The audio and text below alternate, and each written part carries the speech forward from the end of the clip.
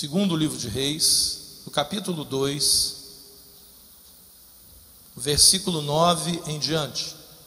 Havendo eles passado, Elias disse a Eliseu: pede-me o que queres que eu te faça, antes que seja tomado de ti.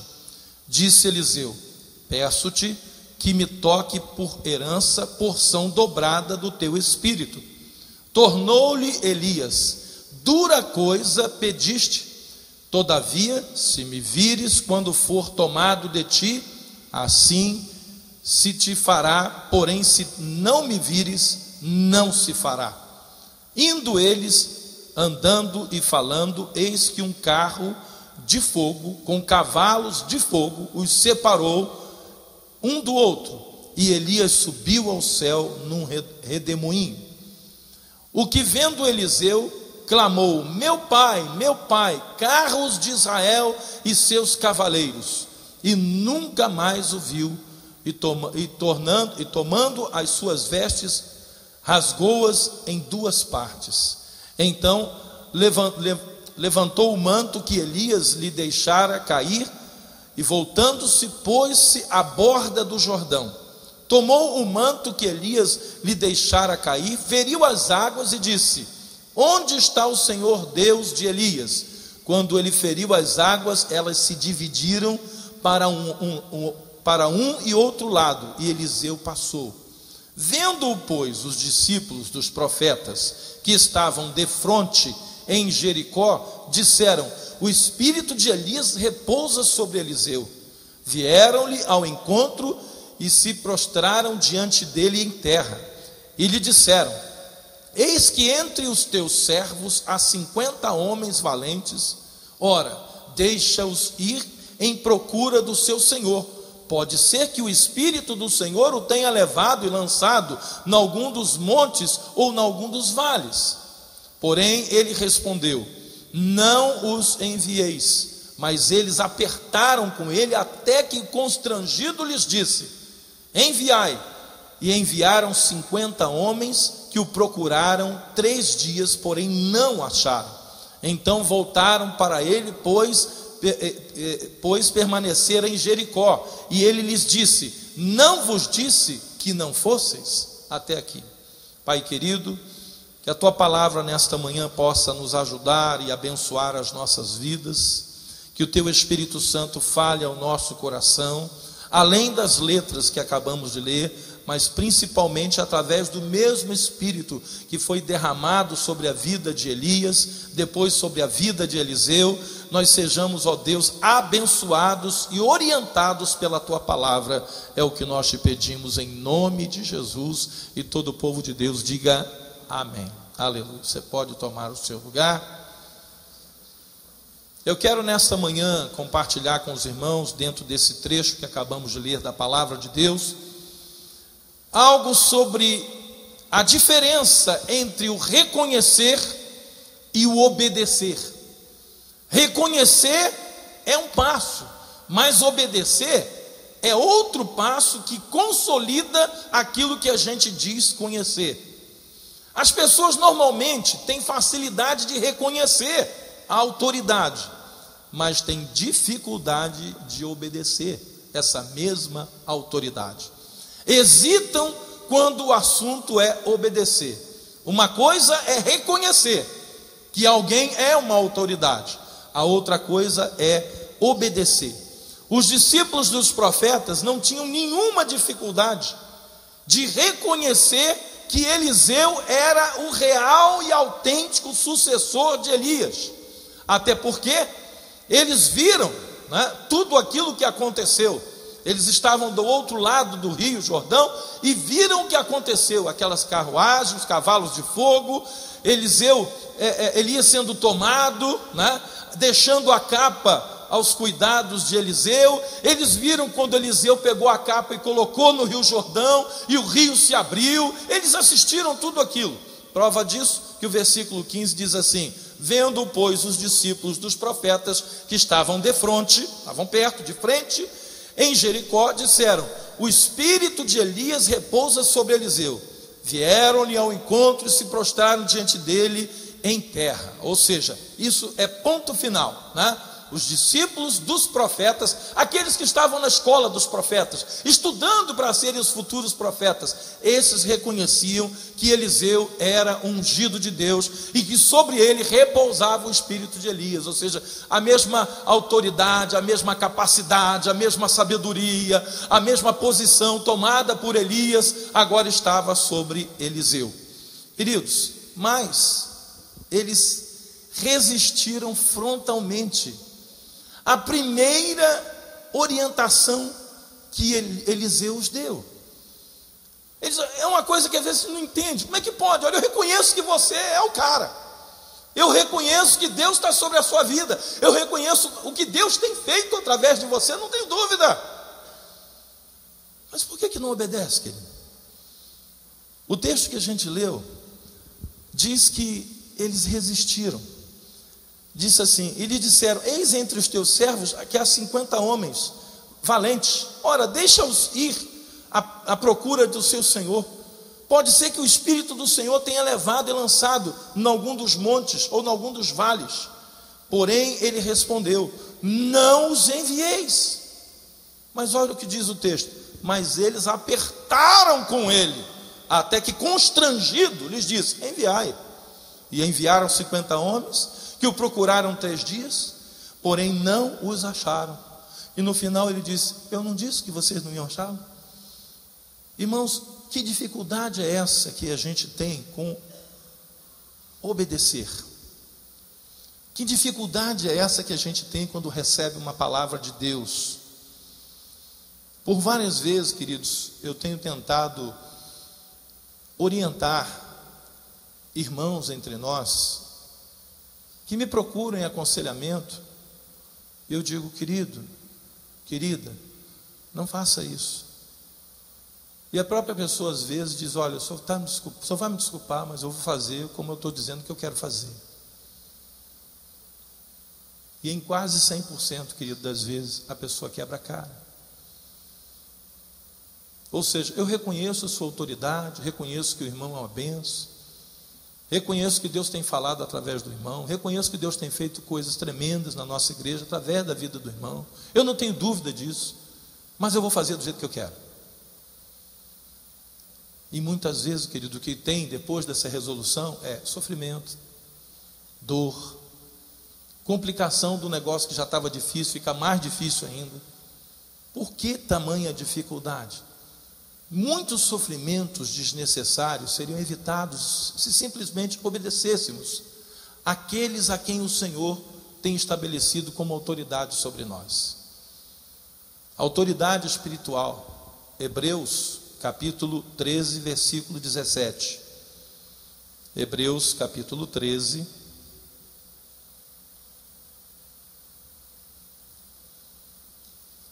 Hebreus capítulo 13. A última página de Hebreus, capítulo 13, versículo 17. O escritor aos Hebreus diz assim: obedecei aos vossos guias e sede submissos para com eles, pois velam por causa da vossa alma, como quem deve prestar contas, para que façam isso com alegria e não gemendo, porque isto não aproveita a vós outros. Ou seja, se vocês entendem que eles são autoridade de Deus, são porta-vozes de Deus, então vocês obedeçam, porque o que eles estão fazendo, eles vão ter que prestar contas a Deus, e para que eles façam isso com alegria, e não tenham que fazer isso gemendo. A autoridade espiritual, queridos, é uma coisa que vai além da autoridade humana. Há coisas que a gente fala através da direção do Espírito de Deus na nossa vida, que às vezes a gente não está falando, né, de nós mesmos, nós estamos falando daquilo que está no coração de Deus, de acordo com a palavra de Deus. Mas há muitas pessoas que não entendem, né? No versículo, em 2 Crônicas, no capítulo 20, vá lá, no segundo livro de Crônicas, no capítulo 20, no Antigo Testamento, no versículo também 20. Josafá estava cercado pelo exército de Moabe e Amon, e ele pede orientação aos homens de Deus sobre o que fazer. E ele passa essa orientação como rei ao povo de Deus sobre o que eles deveriam fazer naquela batalha. E diz o texto: pela manhã, cedo, se levantaram e saíram ao deserto de Tecoa. Ao saírem eles, pôs-se Josafá em pé e disse: ouvi-me, ó Judá, e vós, moradores de Jerusalém, crede no Senhor, vosso Deus, e estareis o quê? Seguros. Mas basta? Só isso? Só crer no Senhor? Não, diz aqui: crede nos seus profetas e prosperareis. Não, em Deus eu creio, né? Se Deus falar comigo, não vou duvidar. Mas como é que você acha que Deus fala, querido? Deus manda um anjo descer do céu, batendo asa por cima de você? Não, Deus usa pessoas.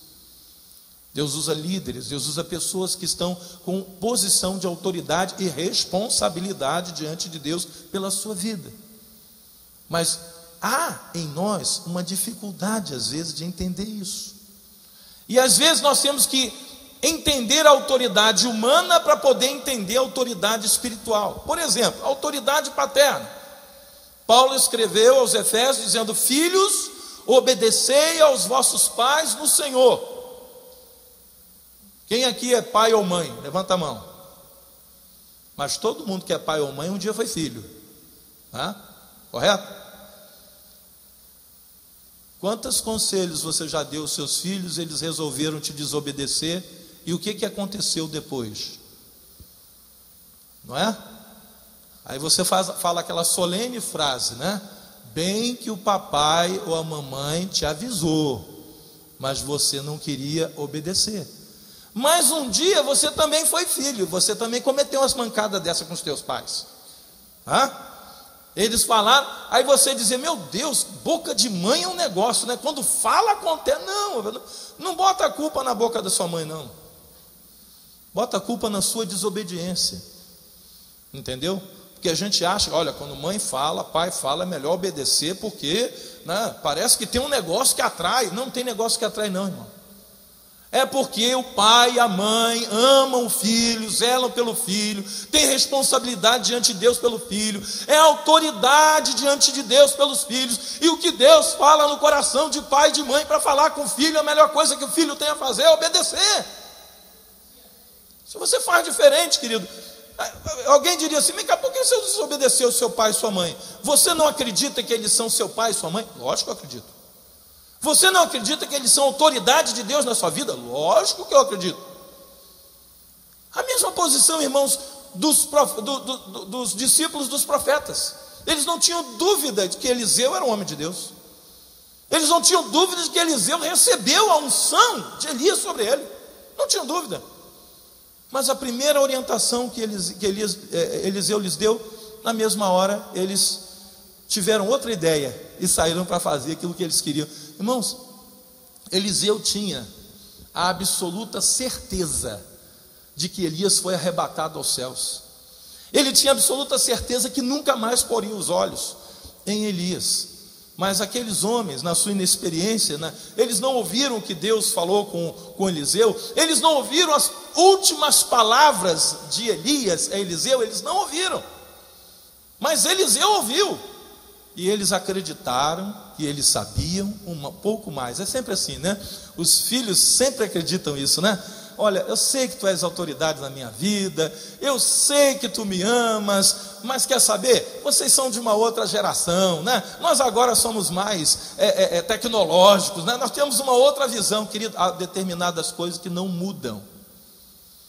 Há determinadas coisas na relação pai e filho que permanecem até hoje, desde os dias de Adão.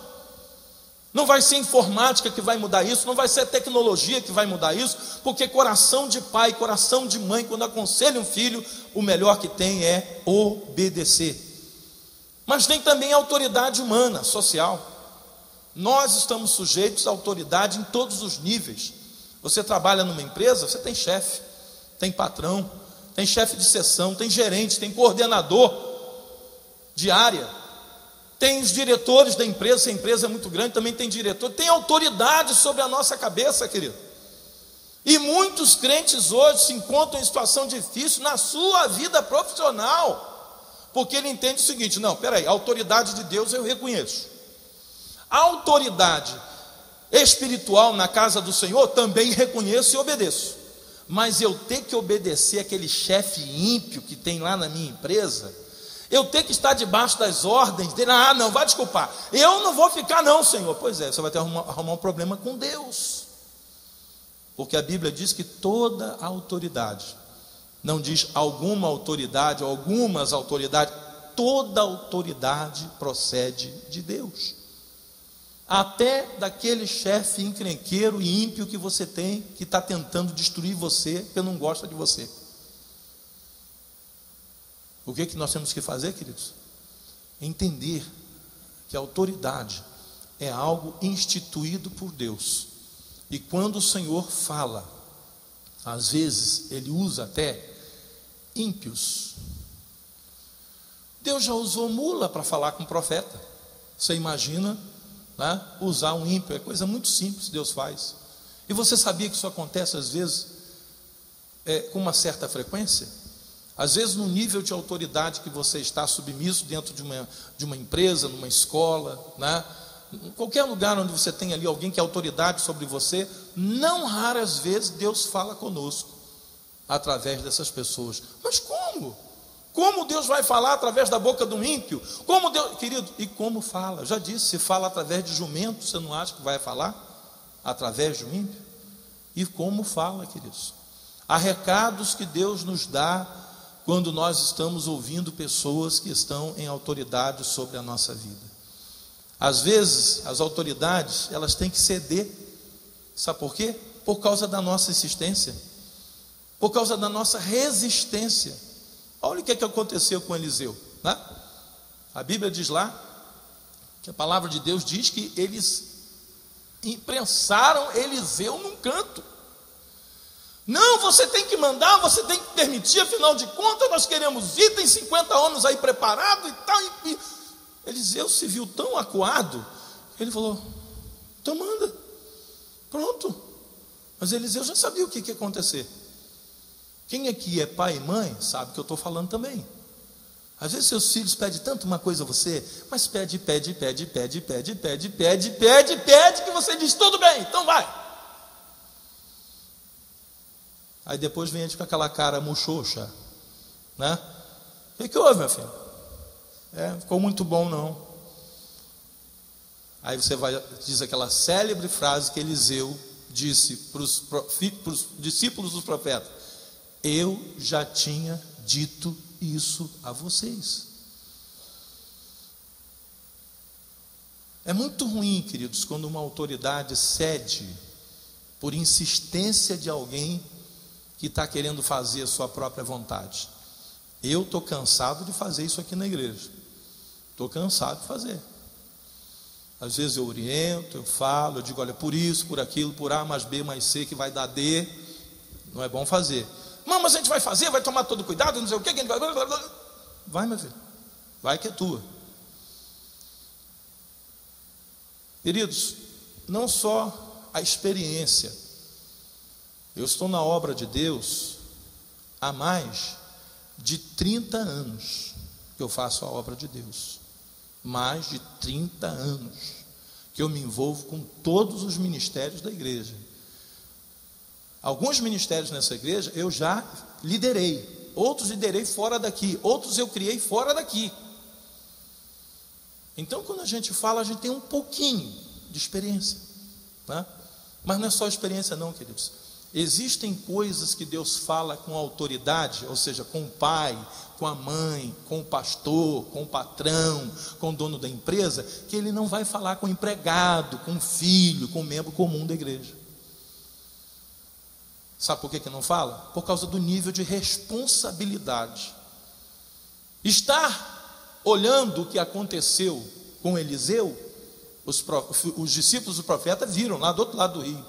Mas uma coisa é você estar do outro lado do rio, E a outra coisa é você estar de perto do homem que Deus ia arrebatar. A outra coisa é você ouvir as últimas palavras desse homem. A outra coisa é esse manto desse homem cair sobre você. Tem gente que acha que só porque viu de longe já é igual. Não é, querido. Deus estabelece algumas diferenças. Até porque a palavra de Deus diz que a quem muito lhe é dado, muito lhe será exigido. Você pode estar certo que Deus não vai exigir de você no mesmo nível do que Ele vai exigir da autoridade que está sobre a sua vida. Não vai mesmo. Na hora da exigência também, a exigência vai ser maior. E tem gente que briga para ser autoridade, né? Briga para mandar. Não, eu quero mandar, eu quero ser autoridade. Você não sabe o que você está pedindo. Eliseu chegou para Elias e disse: olha, eu quero porção dobrada do teu espírito. E Elias disse: dura coisa tu estás pedindo. Você não sabe a encrenca que você está se metendo. Logo depois que ele atravessou o rio, ele descobriu a encrenca que ele se meteu.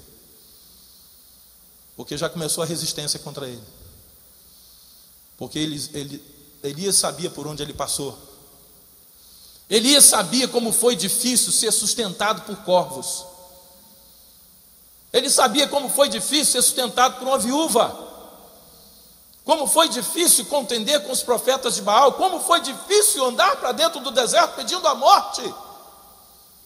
Elias sabia de tudo isso. Ele sabia que não ia ser diferente com Eliseu.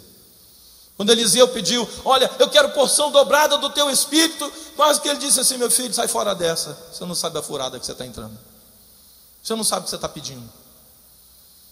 Há pessoas hoje que entendem a autoridade como alguém que está na boa, como alguém que está na melhor, como alguém que está dormindo de touca.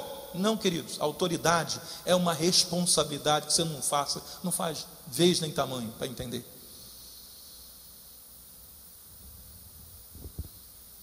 Já teve pessoas que vieram a mim às vezes para reivindicar determinadas coisas, dizendo: olha, tem que fazer assim, tem que fazer assado e não sei o quê. Que eu tive vontade de pegar a chave da igreja. Querido, olha, toma aqui, ó. Já que você sabe tudo, toma a chave da igreja, vai lá e faz. Agora, se responsabiliza pelo que você quiser, hein? Depois não vai dizer que você foi mal interpretado. Queridos, é muita responsabilidade. Você que é pai e mãe de uma só criança, você sabe que o futuro daquela criança, enquanto ela não crescer, não se tornar um adulto e tomar as suas próprias decisões, você sabe que tudo de errado que você fizer vai respingar no seu filho, na sua filha. E você, por amor, você tenta não errar, porque você não quer prejudicar o seu filho ou sua filha. Isso estamos falando de uma vida. Agora você imagina alguém que é responsável e autoridade por muitas vidas. Como é difícil tomar algumas decisões. Mas há pessoas que às vezes acham que ser autoridade é estar por cima, estar numa boa, é mandar. Ser autoridade não é mandar, é ser um instrumento nas mãos de Deus para direcionar. Isso é ser autoridade. Mas às vezes a autoridade tem que ceder. Quantas vezes você já tentou evitar que pessoas a quem você ama perdessem o seu tempo, o seu dinheiro, sua saúde, e você não conseguiu, porque a pessoa tomou a decisão contrária e se deu mal? Quantas vezes nós insistimos com Deus a respeito de algumas coisas que Deus já falou não, ou que Deus está dizendo espere, meu filho, mas a gente insiste, e Deus simplesmente diz: então toma, que é tua. Só que quando Deus libera uma bênção para nós fora de tempo, essa bênção não é bênção, ela se transforma em problemas. Quando Deus libera alguma coisa por fruto da nossa insistência, porque nós não queremos dar ouvidos ao que o Espírito de Deus está falando, essa coisa quando vem não é bênção, é problema. Porque nós, de tanto que insistimos, nós acabamos recebendo o que a gente quer. Só que o que a gente quer não é às vezes o que Deus quer. Eu tenho dito à igreja: aprenda a ouvir a voz de Deus. Quando Deus falar não, fique feliz com o não. porque senão também é bênção para a tua vida. Quando Deus falar sim, glória a Deus por isso. Quando Deus falar espere, aprenda a esperar. No segundo livro de Reis, no capítulo 2, versículo 16, nós lemos no início: eis aí entre os teus servos 50 homens valentes. Interessante, eis aí entre os teus servos 50 homens valentes. Ou seja, você tem na mão a ferramenta para fazer o que a gente quer, então manda fazer. Eis aí entre os que estão debaixo da tua autoridade 50 homens capacitados para sair e procurar Elias e para achá-lo onde ele estiver. Então envia. Às vezes, queridos, nós somos contra-argumentados. Eu estou falando líderes, né? São contra-argumentados. Pais, mães, pastores, patrões, são contra-argumentados não, mas já tem tudo na mão, olha, já está tudo resolvido aqui, olha, já resolvi isso, já tem aquilo, já preparei aquilo outro, e às vezes você, no meio de todo esse preparo, você tem que dizer assim: não está na hora, não é o momento, essa não é a melhor decisão. Não, mas você vai, aí sabe o que acontece? Sai dali, começa a dizer: está vendo, está com tudo na mão, não resolve porque não quer. Tem uns 50 homens, está tudo pronto, nós já estamos preparados, está tudo esquematizado, era só um sim dele. Você sabe o que iam dizer de Eliseu? Eu vou fazer aqui uma lista do que iam dizer de Eliseu. Primeira coisa, Eliseu é um incompetente, porque tendo tudo na mão, não resolveu o problema. Segunda coisa, eu acho que Eliseu não quer que achem Elias, porque se achar Elias, ele voltar, Eliseu perde o cargo. Você acha que não ia falar, não? Ia falar. Eliseu está com medo de Elias voltar, porque se Elias voltar, ele perde o cargo. Então, para Eliseu, é melhor Elias ficar perdido num monte por aí. A mente humana, queridos, eu acho que Eliseu está com medo de Elias voltar. Sabe por que Eliseu deixou ir? Ele preferiu não ter que passar por isso. Tudo bem, já que vão falar mal de mim, então deixa aí. Irmãos, eu já tomei algumas decisões assim. Eu confesso que quando tomei com tristeza no coração, porque eu sabia o que ia acontecer, eu tinha exata certeza do que ia acontecer e deixei acontecer, porque não tinha outro jeito. Havia pressão sobre mim para poder fazer aquilo. Se não deixa fazer, eles nunca iam saber o que aconteceu, o que aconteceria.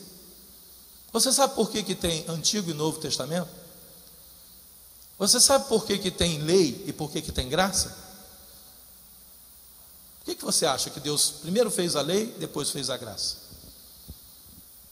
Porque quando Deus fez a lei, Deus tinha a exata certeza de que não ia dar certo. Deus sabia que o homem não seria capaz de salvar-se a si mesmo. Ou você acha que Deus não sabia? Você tem inocência de achar que Deus não sabia.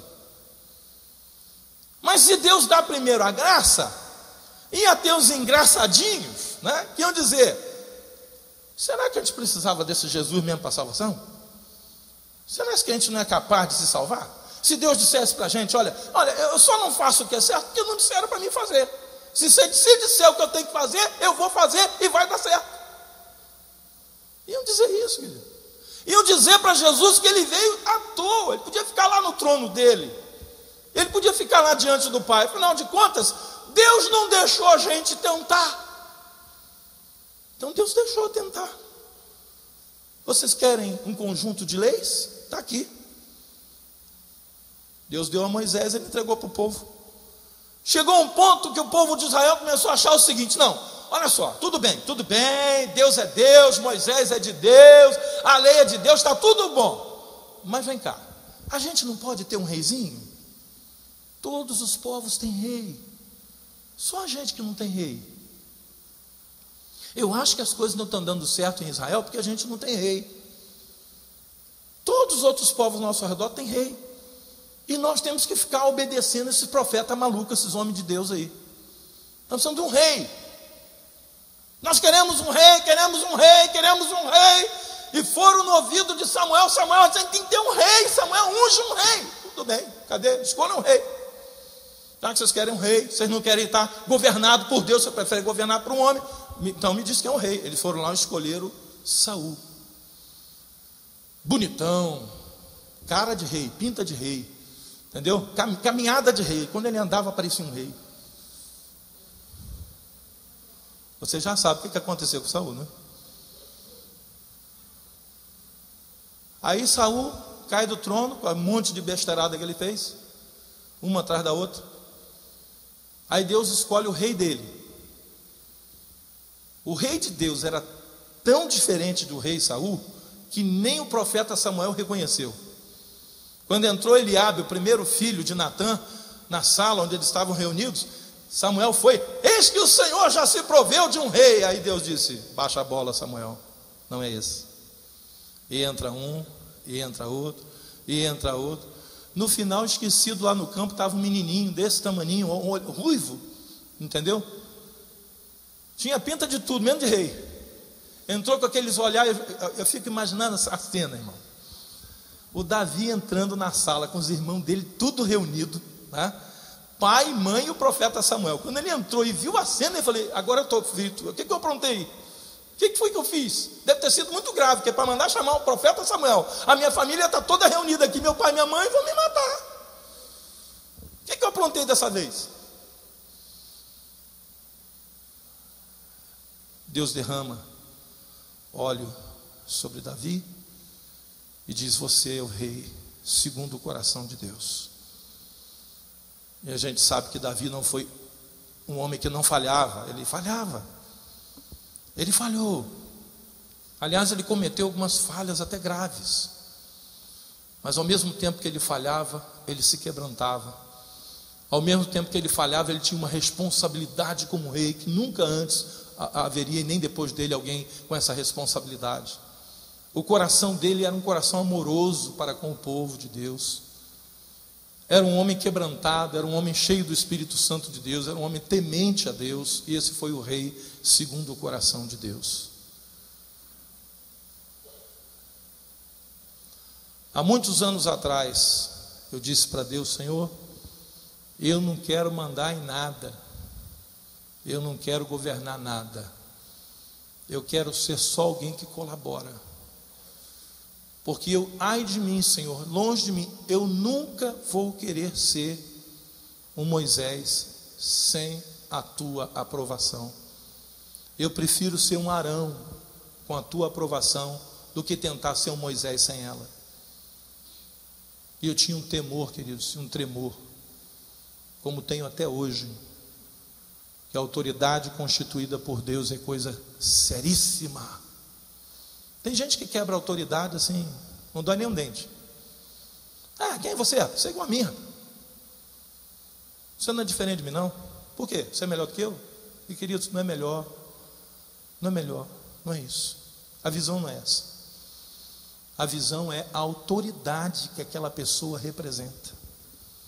Eliseu era um jovem, era novo. Os discípulos dos profetas olharam para ele dizendo: quem é você, rapaz? Você estava no meio da gente aqui. Você é dos nossos, você é da nossa idade, você é contemporâneo conosco. Quem é você? Resistiram a ele. Não entenderam que agora era diferente. Embora jovem, ele tinha uma autoridade sobre ele. Não menospreze a juventude de ninguém. Carta do apóstolo Paulo a Timóteo: ninguém despreze a tua mocidade. Pelo contrário, torna-te padrão dos fiéis. E Timóteo era um padrão. O apóstolo Paulo era um padrão. Davi foi um padrão. Daniel foi um padrão. E todos eles eram jovens. José, vendido para o Egito pelos seus irmãos, foi um padrão. Por isso que eu digo aos jovens da nossa igreja: ser jovem não é autoridade, não é autorização para você fazer besteira. E tem gente que fala, não, se eu fizer uma besteira, todo mundo vai entender porque eu sou jovem. Não, meu filho, não. Torna-te padrão dos fiéis, mesmo sendo jovem. Porque quando Deus derrama da sua autoridade sobre a vida de alguém, como pai, como mãe, como patrão, como membro na igreja, líder de um setor na igreja, separado para ser um diácono, um líder de ministério, essa autoridade tem um peso e tem também uma cobrança de Deus sobre as nossas vidas. As pessoas confundem intimidade com autoridade, e confundem intimidade com permissão para desobedecer. Os discípulos dos profetas vinham a Eliseu um amigo, alguém como eles, por isso não enxergaram que nele estava a autoridade de Elias. Jacó nunca enxergou no seu irmão mais velho uma autoridade. Você sabia disso? Não enxergava não. Quem é você, rapaz? Eu nasci agarrado no teu calcanhar, sou teu irmão gêmeo.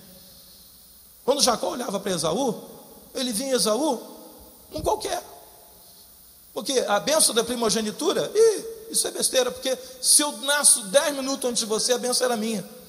Então ele não olhava para o irmão como ele devia olhar.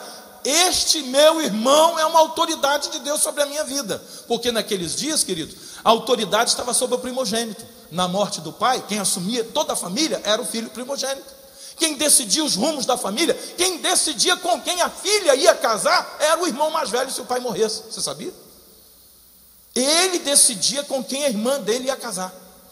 Ele estabelecia o dote que seria pago pela irmã na falta do pai.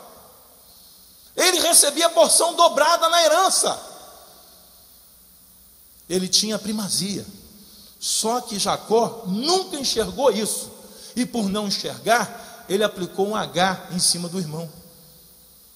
Agora, em Gênesis capítulo 33, olha como é que a coisa muda. Como é que Deus tem que fazer uma obra de restauração para a coisa começar a dar certo. Com a visão que Jacó tinha do seu irmão, não tinha como dar certo. Deus precisava mudar isso. Como é que eu vou abençoar um homem que não entende que o irmão mais velho dele é uma autoridade? Não tem como. Gênesis 33, versículo 5. Diz assim: daí levantando os olhos, viu as mulheres e os meninos e disse: quem são esses contigo? Respondeu Jacó ao seu irmão Esaú: os filhos com que Deus agraciou a quem?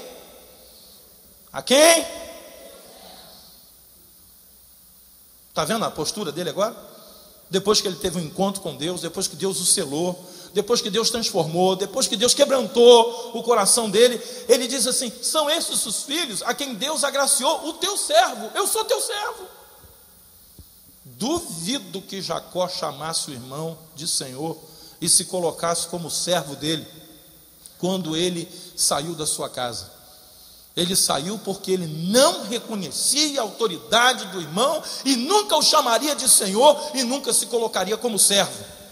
Versículo 10: mas Jacó insistiu: não recuse se logrei mercê diante de ti. Peço-te que aceites o meu presente, porquanto vi o teu rosto como se tivesse contemplado o que, meus irmãos? O semblante de Deus. Pela primeira vez, Jacó olha nos olhos do seu irmão, na sua face, e diz para ele: quando eu olhei o teu rosto, é como se eu estivesse vendo o rosto de Deus, e te agradaste de mim. Que longo caminho, né, queridos? Mais de 30 anos se passaram. Sofreu igual charuto na boca de bêbado na mão do tio Labão. Foi enganado 2 vezes, depois mudaram o salário dele 10 vezes, sempre para menos, para ele poder entender que o irmão dele, diante de Deus, era autoridade sobre ele. porque era o irmão mais velho. Parece uma coisa besta, parece um negócio sem propósito, parece uma coisa sem propósito. Para que isso? Que bobeira, que besteira. Queridos, a autoridade não é uma coisa boba e nem nunca será. Não é uma coisa besta, nem nunca será. Principalmente para aqueles que conhecem ao Senhor.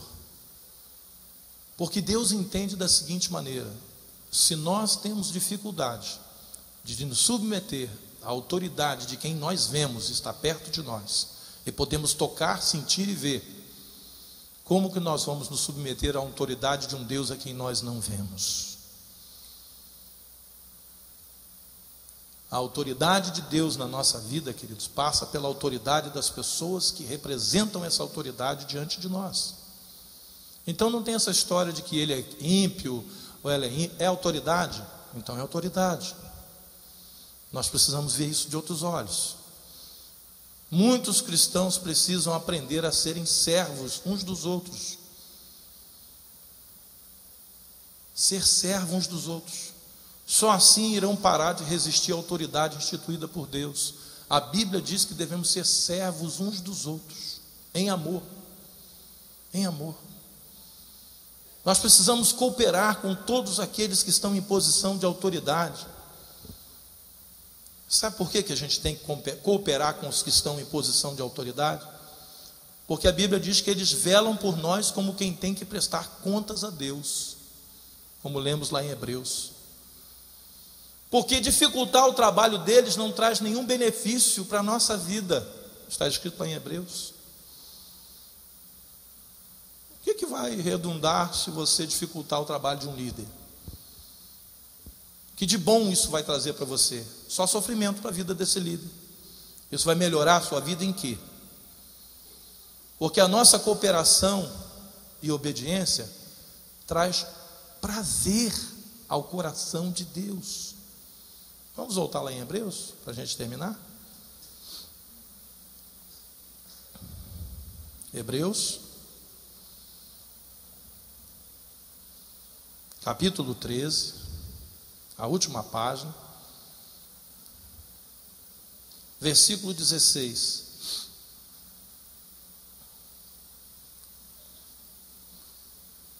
Hebreus 13, 16. Não negligencieis igualmente a prática do bem e a mútua cooperação, pois com tais sacrifícios Deus se compraz. Quando eu coopero com alguém, abençoo a vida do meu líder, ajudo ele a trabalhar, faço o trabalho dele ficar mais fácil. Somo, ao invés de diminuir, eu somo com ele. Ao invés de puxar para lá, eu puxo junto, na mesma direção dele. Tem gente que parece que tem prazer de puxar na outra direção, né? O líder está puxando por aqui, ele, não, mas não é bem aqui, é mais ou menos aqui, porque ele quer puxar a sardinha para o lado dele. E aí atrapalha o líder, e quando ele atrapalha o líder, ele dificulta a vida de um monte de gente e entristece o coração de Deus. Obedecei os vossos guias e sede submissos para com eles, pois velam por vossa alma como quem deve prestar contas, para que façam isso com alegria e não gemendo, porque isto não aproveita a vós outros. Ou seja, o que a gente ganha fazer o líder gemer? Tem gente que parece que gosta, né?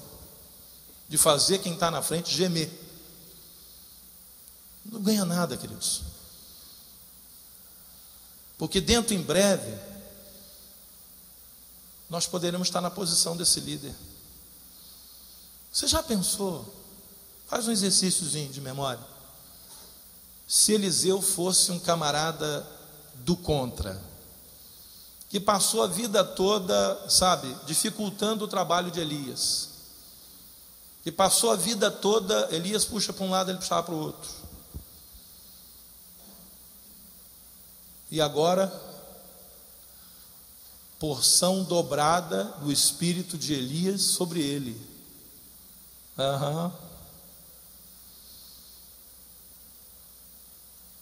Elias podia ter dito para ele naquele momento final: Eliseu, você está me pedindo porção dobrada?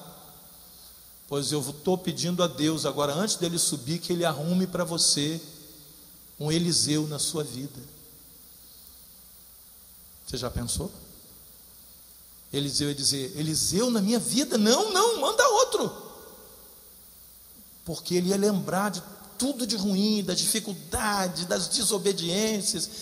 Eu vou arrumar um ajudante igual a mim? Não, Senhor, manda outro. Porque eu sei o que eu fiz com Elias, como eu fui difícil com ele. Tem filho hoje que quando casa, né, os pais dizem para ele assim: olha, que Jesus te abençoe, né, e te dê filhos como você foi para mamãe e papai. Aí o garoto: você está me amaldiçoando, mãe? Você está querendo o que comigo? Entendeu? Porque eu sei a pestinha que eu fui. Querido, quando você estiver resistindo à autoridade, lembra que daqui a um pouco você poderá estar no lugar dessa autoridade. E que oração você vai fazer a Deus? Senhor, agora eu estou casado, mas nunca me dê um filho como eu fui, que eu quase matei minha mãe, meu pai. Você vai fazer essa oração?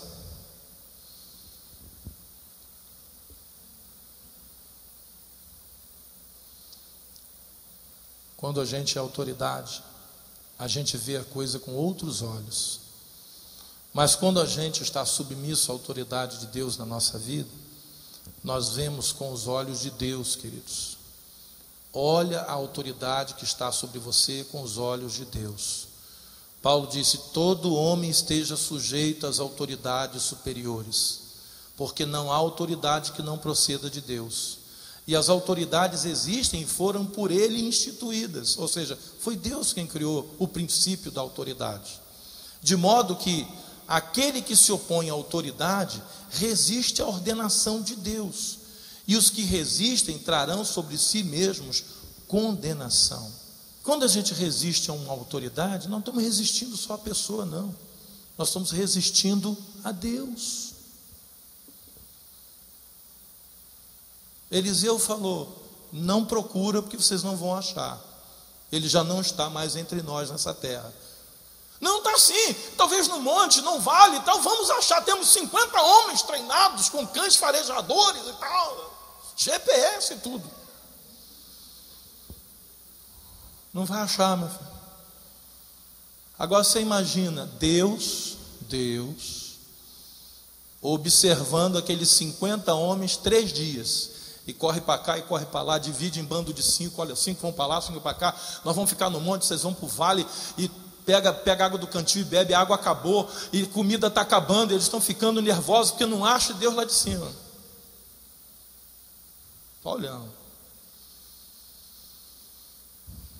Como é que você acha que Deus estava sentindo com aquilo? Estava sentindo que aqueles homens estavam resistindo ao que ele fez. Aqueles homens não estavam aceitando o que Deus fez. Deus não pode tirar Elias de nós assim. Deus não vai fazer, nós vamos achar ele está aqui. Deus não tem o direito de tirar Elias de nós assim. Não era mais fácil eles entenderem que aquela era a vontade de Deus? E que estavam desobedecendo a alguém que Deus ungiu para estar na posição que estava? Tem gente que quando desobedece à autoridade está dizendo para Deus: eu não aceito as coisas como elas são, eu quero diferente. Mas querido, se Deus fez assim, o que você quer diferente? É melhor obedecer do que sacrificar, porque a obstinação é como culto a ídolos do lar. A rebeldia, a desobediência é como o pecado da feitiçaria. Irmãos, o negócio é forte. O negócio é forte. O que Deus falou através de Samuel para Esaú, para Saul, foi forte. Só para a gente entender que quando a gente está numa posição de desobediência a uma autoridade constituída por Deus, nós estamos nos colocando como feiticeiros diante de Deus. Você entendeu? Você se iguala com feiticeiro, com idólatra, porque você não está aceitando a autoridade de Deus. Não está. O que o diabo fez? Ele não aceitou a autoridade de Deus. Que negócio de Deus nada? Eu sou o arcanjo aqui, querubim da guarda ungido. Esse Deus aí, eu sou como ele. Ele começou a regimentar, e regimentou 1/3 das estrelas, dos anjos. Caíram com ele. Olha o papinho de Satanás com Eva. Deus falou para não comer? Não, nada errado não, pode comer. É que Deus, sabe, ele tem medo. Deus ele é assim, inseguro. Deus sabe que se você comer dessa maçã, você vai ser como ele, dessa fruta, aliás, eu não disse que era maçã, mas o fruto da árvore do conhecimento do bem e do mal. Deus sabe que se você comer, no dia que você comer, você vai ser como ele. Então quando Deus reservou essa árvore, é porque Deus estava inseguro. Pessoas que incitam a rebeldia, normalmente eles dizem que o líder está inseguro, não sabe o que faz. Eu sei o que eu tenho que fazer, você também sabe, então vamos fazer. Porque o líder está inseguro, ele não sabe o que fazer. Esse papinho é velho, gente. Esse papinho é antigo, começou lá antes do jardim, na milícia celestial. E olha o que deu. Por isso Deus disse: melhor é obedecer. Filhos, obedecei aos vossos pais no Senhor, como se fosse no Senhor, ao Senhor. Servos, obedecei aos vossos senhores, como que fazendo para o Senhor. Não sirvam só quando eles estiverem olhando, mas sirvam quando eles não estiverem olhando. Sabe por que Deus faz isso com a gente? Ele ensina tudo isso para a gente. Porque Ele quer que o seu povo seja um povo forte. Ele quer que o seu povo seja um povo unido. Todas as vezes que Israel dividia-se, Israel se enfraquecia. Quando Israel se unia, eles eram um povo forte, ninguém os derrotava.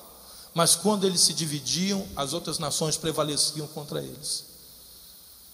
Hoje, sabe qual é o povo que prevalece, queridos? É a igreja do Senhor, quando ela está unida na presença de Deus, seguindo a sua liderança e fazendo uma aliança com Deus no assunto autoridade. Filhos que obedecem aos pais são filhos abençoados por Deus. Pais que ouvem a voz do Senhor e também são tementes a Deus na autoridade que é constituída sobre ele, porque tem muito pai que quer mandar em casa, né? Pai e mãe que quer ser autoridade em casa, mas na igreja ele não respeita a autoridade. Como é que ele vai exercer a autoridade que ele mesmo não respeita? Quando você quebra uma autoridade na frente dos seus filhos, você está quebrando a sua autoridade com eles. Você não entende isso?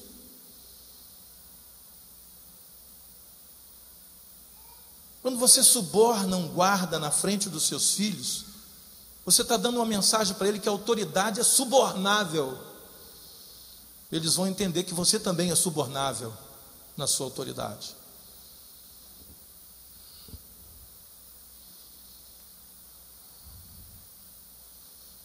Tem filho hoje que quando a mãe manda obedecer ao pai, ele fala assim: ó, é melhor só não ficar exigindo muito não, porque senão a mamãe vai saber daquelas historinhas suas que ela não sabe, hein? Chantageia o pai e a mãe, porque eles aprenderam na atitude dos seus pais que chantagem dá certo. Queridos, esse assunto é muito sério.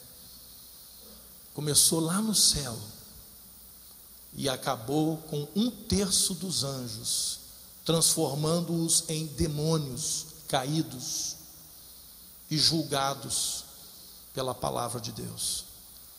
Por isso, seja submisso.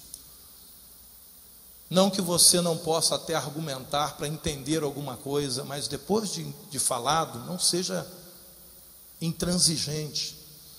Não seja duro de coração como foi Esaú, que orientado pelo profeta continuou, sabe, fazendo o que ele queria. Não faça isso. Porque se você fizer isso, Deus não vai poder abençoar a autoridade que está sobre você na sua vida. Vai abençoar na vida de outros, na sua ele não vai poder abençoar. Eu quero orar nessa manhã, pedindo a Deus que a nossa igreja seja uma igreja exercitada quanto à autoridade. Autoridade paterna, materna, patronal, espiritual, social, é autoridade? Então é autoridade. Devemos estar sujeitos a essas autoridades. Vamos nos colocar de pé.